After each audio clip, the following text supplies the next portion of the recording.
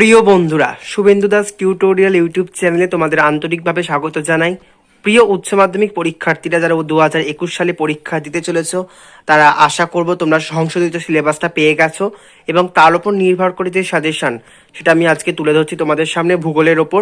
তো সংশোধিত সিলেবাসের ওপর ভিত্তি করে আজকের সাজেশনটি তুলে ধরা হলো। তো ভিডিওটি প্রথম থেকে একেবারে শেষ পর্যন্ত দেখতে থাকো এবং খাতায় নোট ডাউন করতে কিন্তু একেবারেই ভুলো না। চলে এসেছি মূল আলোচনায়। তোমরা জানো তোমাদের প্রাকৃতিক ভূগোল থেকে কোন অংশগুলো বাদ গেছে, তাও তোমাদের সুবিধার্থে আমি একবার বলে দিই। Marine processes and associated landform, অর্থাৎ কি সামুদ্রিক প্রক্রিয়াসমূহ ও সংশ্লিষ্ট ভূমিরও তোমাদের বাদ দেওয়া হয়েছে জলনির্গম প্রণালী, বাদ দেওয়া হয়েছে সাইকেল অফ ইরোশন।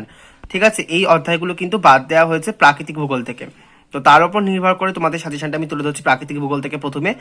তো সামনের বছরের জন্য তোলপাড় করা প্রশ্ন, যে প্রশ্নটা আসবে এইরকম একটা কনফার্ম প্রশ্ন এক্ষুনি খাতায় লিখে নাও। কাস্ট অঞ্চলে ভৌমজলের কার্যের ফলে সৃষ্ট ভূমিরূপ বর্ণনা করো।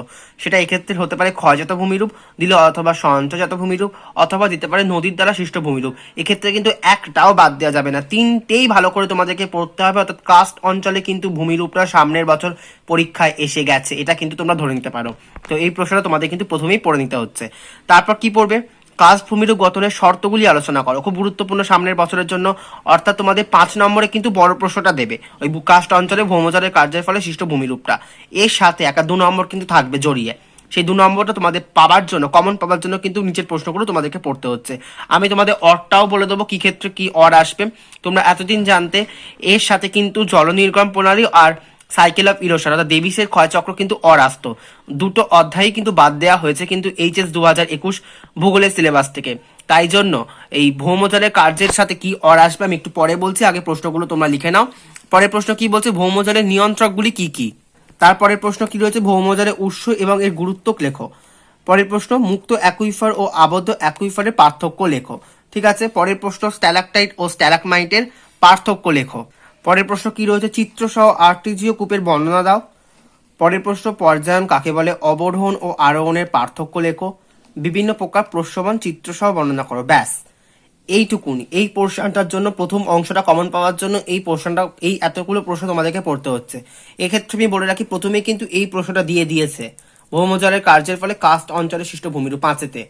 এর সাথে 2 কমন পাওয়ার জন্য তোমাদেরকে কিন্তু এই প্রশ্নগুলো পড়তে হচ্ছে, যেহেতু তোমাদের অনেক অংশ বাদ দেওয়া হয়েছে। এবার এর সাথে কি অর আসবে? অরের কিন্তু বদল হচ্ছে না, অর কিন্তু আসবেই। তো প্রথম প্রশ্নের সাথে কিন্তু একটা অর থাকে। কি থেকে অর আসবে? এবছর অর আসবে সেটা মৃত্তিকা থেকে, অর্থাৎ ভৌমজলের কার্যের সাথে অর থাকবে মৃত্তিকা, যেটা প্রতি বছর হয়ে থাকে। ভৌমজলের কার্য বা সামুদ্রিক প্রক্রিয়া সমূহের সাথে অর থাকে হচ্ছে ডেভিসের ক্ষয়চক্র আর ড্রেনেজ প্যাটার্ন অর্থাৎ জলনির্গম প্রণালী। কিন্তু এবছর তার ব্যতিক্রম হচ্ছে, অর্থাৎ অর আসবে হচ্ছে মৃত্তিকা। মৃত্তিকা থেকে কি কি প্রশ্ন আমাদেরকে পড়তে হচ্ছে দেখে নাও। মাত্র 3টে প্রশ্ন। মৃত্তিকা গঠনের নিয়ন্ত্রক কি? এর আগের ভিডিওতে আমি এই 3টি প্রশ্নের কথাই বলেছিলাম। এই 3টি প্রশ্নই কিন্তু ভীষণ গুরুত্বপূর্ণ। মৃত্তিকা গঠনের নিয়ন্ত্রক কি? মৃত্তিকা সংরক্ষণের বিভিন্ন পদ্ধতিগুলি আলোচনা করো। এলুভিয়েশন ও ইলুভিয়েশনের পার্থক্য লেখো। এক্ষেত্রে বলতে পারি হয়তো 4-এ দিলে 2টো প্রশ্নের মধ্যে এই দুটো প্রশ্নের মধ্যে একটি, অর্থাৎ মৃত্তিকা গঠনের নিয়ন্ত্রক, মৃত্তিকা সংরক্ষণের পদ্ধতি। আর 3-এ দিলে হচ্ছে এলিভেশন ও ইলিভেশনের পার্থক্য। তো এই পুরোটা করলে কিন্তু তোমাদের একটা পার্ট কমন হলো, অর্থাৎ 7 নম্বর কমন আসবে। তোমরা এক্ষেত্রে উপরের অংশটা করতে পারো অথবা নিচের অংশটা করতে পারো, কিন্তু আমি বলবো উপরের অংশটা করে দিতে, কারণ এখান থেকে একটা কমন প্রশ্ন কাস্ট অঞ্চলের ভূমিরূপ আসছেই। তারপর কি আসবে? 2-এর দাগের প্রশ্নে তোমরা জানো প্রাকৃতিক ভূগোল থেকে 14 নম্বর আসে, 7 নম্বর এসে গেল। আর পরের প্রশ্নে যাচ্ছি। পরের প্রশ্ন কি আসবে? ঘূর্ণবাত থেকে দেবে। নাতিশীতোষ্ণ ঘূর্ণবাতের জীবনচক্র বর্ণনা করো। ঘূর্ণবাতের চক্ষু কি?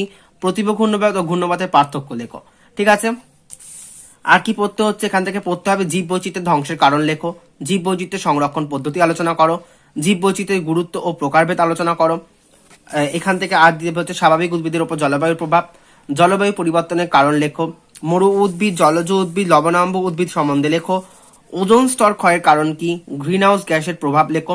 দুর্যোগ ও বিপর্যয়ের পার্থক্য লেখো। এই সব কটা প্রশ্ন পড়তে হচ্ছে আর একটা প্রশ্ন কমন পাওয়ার জন্য, অর্থাৎ আর একটা প্রশ্ন কিন্তু অর থাকবে। আমার বিশ্বাস যে নাতিশীতোষ্ণ ঘূর্ণবাত অর্থাৎ ঘূর্ণবাতের সঙ্গে জীববৈচিত্র্য মিশিয়ে একটা প্রশ্ন হবে। আর একটা প্রশ্ন হবে হচ্ছে জলবায়ুর প্রভাব, অর্থাৎ স্বাভাবিক উদ্ভিদের জলবায়ুর প্রভাব, ওজোন স্তর ক্ষয়, গ্রিন হাউস গ্যাস, মরু উদ্ভিদ, জলজ উদ্ভিদ, এই মিশিয়ে একটা পোর্শন হবে। তো এই পোর্শনের মধ্যে মাঝখানে অর থাকবে। তো এই 14 নাম্বার আমি কিন্তু কমপ্লিট করলাম 23টা প্রশ্ন দিয়ে। খুব ভালো করে পড়তে হবে। তোমাদের অনেকটা সিলেবাস কমে গেছে, অর্থাৎ সেই অঙ্ক থেকে শর্ট প্রশ্ন তোমাদের কিন্তু বাদ দেওয়া হয়েছে, অর্থাৎ শর্ট প্রশ্ন তোমাদের কিন্তু পড়তে হচ্ছে না। চলে যাবো অর্থনৈতিক ভূগোলে, কিন্তু অর্থনৈতিক ভূগোল থেকে একটা প্রশ্ন বাদ দেওয়া যাবে না, কারণ অর্থনৈতিক ভূগোল এবারে অরটা একেবারেই চলে গেছে, অর আসবে না বললেই চলে। তো দেখে নাও তোমরা অর্থনৈতিক ভূগোল থেকে কি কি পড়তে হচ্ছে।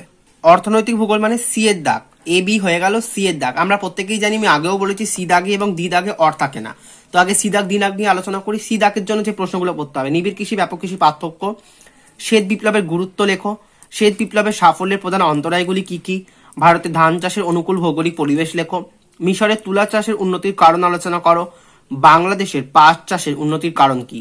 পড়তে হচ্ছে সর্ষাবর্তন শস্য প্রগরতা কি, দক্ষিণ ভারতে কফি চাষের উন্নতির কারণ, শ্রীলঙ্কায় নারকোল ও চা চাষ সম্বন্ধে লেখো। এই পোর্শনটা অর্থাৎ তোমরা 9টা প্রশ্ন কিন্তু সি দাগের জন্য পড়তে হচ্ছে। সি দাগে কিন্তু কোনো রকম অর আসবে না, আমি আগেও বলে রাখছি।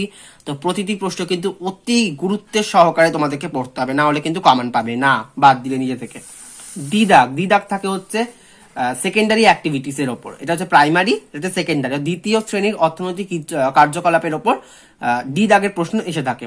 তার জন্য প্রশ্ন হচ্ছে তোমাদেরকে, পূর্ব ভারতের লৌহ ইস্পাত শিল্পের কেন্দ্রীভবনের কারণ কি, ভারতে খাদ্য প্রক্রিয়াকরণ শিল্পের উন্নতির কারণ লেখো, পশ্চিম ভারতে কার্পাস বয়ন শিল্পের উন্নতির কারণ কি, ভারতের রেডিমেড পোশাক শিল্প সম্বন্ধে লেখো, কানাডার কাগজ শিল্প সম্পর্কে আলোচনা করো বা উন্নতির কারণ দিতে পারে, মালয়েশিয়াতে রবার শিল্পের উন্নতির কারণ কি। আর একটা খুচরো প্রশ্ন দিয়েছি দেখো, ভারতের কার্পাস বয়ন, খাদ্য প্রক্রিয়াকরণ, পাট শিল্পের সমস্যা কি। আর সাথে দিয়েছি উদীয়মান শিল্প কাকে বলে, কারণ জানো তোমরা এখানে একটা 5 এলো, একটা 2 আসবে, তো 2 এর জন্য এই লাস্ট দুটো প্রশ্ন দেওয়া হয়েছে। এই পোর্শনটা ডি দাগের জন্য তোমাদের কিন্তু ভালো করে করতে হবে। তো তোমরা জানো তৃতীয় চতুর্থ পঞ্চম শ্রেণীর অর্থনৈতিক ক্রিয়াকলাপ সিলেবাস থেকে বাদ দেওয়া হয়েছে, অর্থাৎ সংশোধিত সিলেবাস থেকে বাদ দেওয়া হয়েছে এই 3টে ক্রিয়াকলাপ। তাই জন্য তোমাদের ওই ইন্টারনেটের গুরুত্ব কি, পরিষেবা, বাণিজ্য, এইগুলো কিন্তু পড়তে হচ্ছে না। তো প্রাইমারি আর সেকেন্ডারি তোমাদের কিন্তু খুব ভালোভাবে পড়তে হচ্ছে 2021-এর জন্য। এবার আসি পরবর্তী ক্ষেত্রে ঈদ আগে। ঈদ আগে কিন্তু অর আসে, ঈদ আগে অরটা কার সাথে আসে, পপুলেশন অর্থাৎ জনবসতি জনঘনত্ব, ওইটার সাথে অর আসে হচ্ছে অর্থনৈতিক উন্নয়ন অর্থাৎ আঞ্চলিক অর্থনৈতিক উন্নয়ন চ্যাপ্টার, যেটা ছত্তিশগড়, ব্যাঙ্গালোর, তারপর হচ্ছে কিনা যে হলদিয়া আছে, কিন্তু ওটা বাদ দেওয়া হয়েছে, অর্থাৎ রিজিওনাল ইকোনমিক ডেভেলপমেন্ট বাদ দেওয়া হয়েছে সিলেবাস থেকে, অর্থাৎ হলদিয়া, ব্যাঙ্গালোর আর ছত্তিশগড়ের শিল্প ও খনিজ সম্পদ তোমাদের কিন্তু বাদ দেওয়া হয়েছে, পড়তে হচ্ছে না। তাহলে কি করে অর আসবে? এক্ষেত্রে আমার বিশ্বাস যে অরটা পপুলেশন থেকে জনবসতির মধ্যে দেবে, অর্থাৎ কি জনবসতি এবং জনঘনত্বের মধ্যে অরটা থাকবে। তো কি করে আসবে সেক্ষেত্রে তোমাদের কিছু প্রশ্ন আমি রেখেছি, সেগুলো তোমরা দেখে নাও। ভারতে কার্পাস বয়ন, খাদ্য প্রক্রিয়াকরণ, পাট শিল্পের জনঘনত্ব ও মানুষ জমি অনুপাতের পার্থক্য কি, এই প্রশ্নটা। জনসংখ্যা বিবর্তন তত্ত্বটি ব্যাখ্যা করো, খুব গুরুত্বপূর্ণ প্রশ্ন 2021-এর জন্য। ভারতে বা পৃথিবীতে অসম জনবন্টনের কারণ কি, জনবসতি কি, গ্রামীণ ও পৌর জনবসতির পার্থক্য লেখো, বিভিন্ন প্রকার জনবসতি গড়ে ওঠার কারণ ব্যাখ্যা করো, কর্মধারার ভিত্তিতে পৌরবসতির শ্রেণীবিভাগ করো, বয়সলিঙ্গ পিরামিড কি, উন্নত ও উন্নয়নশীল দেশের বয়সলিঙ্গ পিরামিড পার্থক্য লেখো। ঠিক আছে, এই প্রশ্নগুলো রেখেছি, আশা করবো এই প্রশ্ন দুটোর মধ্যেই তোমরা দুটো প্রশ্নই কমন পাবে, তার মধ্যে একটা প্রশ্ন তোমাদের কিন্তু পরীক্ষা অ্যাটেন্ড করতে হবে। অর্থাৎ সি দাগ থেকে ডি দাগ থেকে অর আসছে না, ই দাগ থেকে অর আসবে, যেটার সাথে অর আসে প্রতি বছর সেটার সাথে কিন্তু অর আসবে না, এইটুকুর মধ্যেই অর আসবে। আমরা জানি এই পোর্শনটার সাথে অর আসতে হচ্ছে হলদিয়া, ছত্তিশগড় আর ব্যাঙ্গালোরে, কিন্তু হলদিয়া, ছত্তিশগড়, ব্যাঙ্গালোর সিলেবাস থেকে বাদ। তো এইটুকু পোর্শনের মধ্যেই কিন্তু দুটো প্রশ্ন দেওয়া হবে।